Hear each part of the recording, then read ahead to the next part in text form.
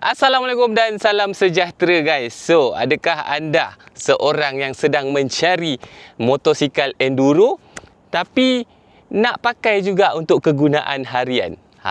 So ini mungkin motosikal yang anda cari. So, ini adalah KTM 390 Enduro R.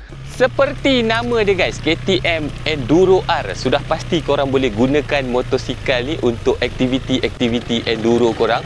Memang sangat-sangat mudah dikawal. Suspension dengan engine setup dia memang cun. Motor ni serba boleh guys. Korang nak bawa layan flat track pun boleh.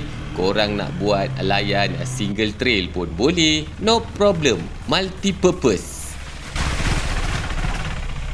Dikuasakan dengan enjin 1 silinder 399cc yang mampu menghasilkan kuasa sehingga 44 HP dan juga 39 Nm of torque. Datang dengan sistem suspension WP Apex, fully adjustable depan dan belakang guys. Untuk fork depan ni korang boleh adjust rebound dan compression dengan memutarkan lever-lever yang kecil dekat atas ni, dilengkapi dengan paparan meter TFT berwarna dan ada dua ride modes iaitu street dan juga off-road. Korang boleh offkan traction control dan korang boleh pilih dua mode ABS. KTM 390 Enduro R ni juga sesuai untuk kegunaan aktiviti harian korang. Nak pergi kerja, nak pergi pusing-pusing town, nak pergi kedai runcit, semua boleh. Dan lagi memudahkan kerja korang, ada quick shifter guys, dua arah, up and down. So korang tak perlu tarik clutch untuk naik dan turun gear korang.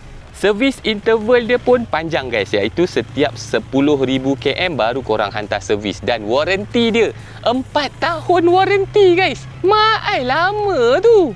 Untuk sebuah motosikal jenama KTM edisi R pula orang kata R edition KTM, harga dia sebenarnya boleh dengar.